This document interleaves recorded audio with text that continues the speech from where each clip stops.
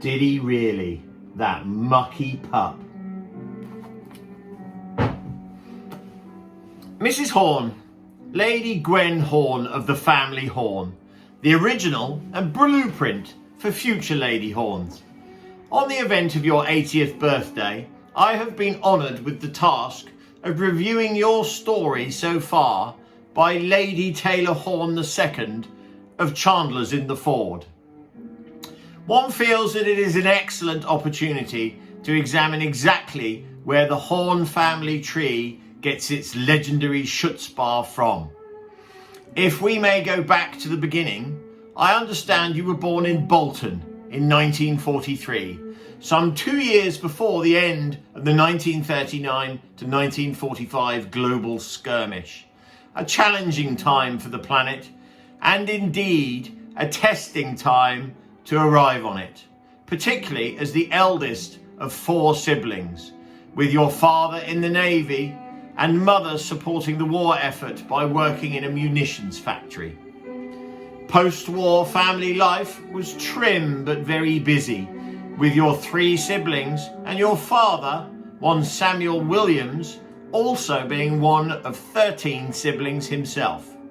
The game Williams spirit no doubt being forged by Samuel in such efforts as bare-knuckle brawling with one Rocky Marciano, naturally on the deck of a ship during the war.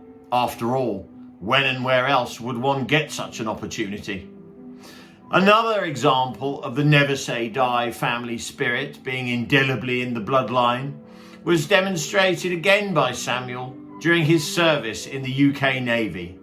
Not many people are torpedoed without result, no less than 4 times, and escape action in the Labrador corridor as only one of 4 survivors. Resilience and resourcefulness, also a hallmark of your mother, Hilda Mona Williams, in bringing up her 4 children in a time of not many resources and not a whole lot of comfort either. And of course, being the sort of woman who could cope with Samuel too. The Williams family left Bolton, assumably under your instruction for adventure, when you were just 5 years old, choosing Middlesbrough as the base for proceedings. Family life continued being busy, loud and full of fun and games with your siblings Robbie, Big Rob Williams, the original Robbie Williams, not the pale imitation warbler from a band I can't even recall the name of, Chris Williams and your younger sister Sharon. On leaving school, your generous nature made nursing the obvious vocation. After qualification, the orthopaedic theatre at Hemlington Hospital and Captain Cook's University Hospital both benefited from your years of service and dedication to the stricken and injured. No doubt you forged your passion for ABBA and Carly Simon in the lively social scene that I'm reliably informed was pivotal in medical institutions of the era, with a work hard, play hard ethos. And let's be honest, one in which the play was very much deserved by those who did the work. It is clear you also embraced the atmosphere of the swinging 60s, with your sons Ian and Kevin arriving in 1965 and 1966 respectively.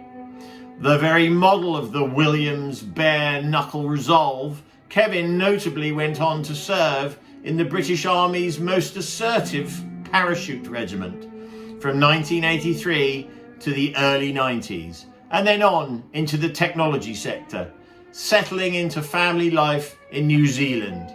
One assumes part of the appeal of New Zealand is that Kevin can wrestle sharks to add Williams' gusto to otherwise boring visits to the beach, with Ian showing the compassion and generous spirit required to work within the Guinness Housing Association.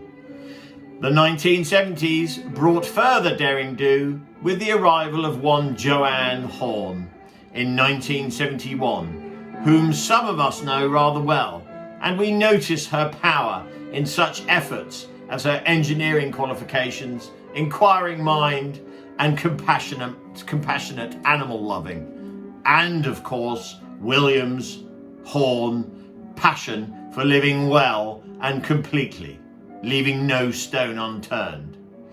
So now you sit as head of the family and mother hen to a fine family of children and grandchildren, a doting and wholesome grandmother to Scarlett and Holly in the Ford, Abigail and Andrew in New Zealand, and closest to home, young Mark. It is my conviction that we are all part of the human project. We are nothing without the foundation laid down by those who come before us and who dedicate their lives to worthy causes and well-raised children, who themselves are steeled to go forth and live worthwhile lives. That is, quite simply, the difficult but utterly essential principle by which the human show stays very much on the road.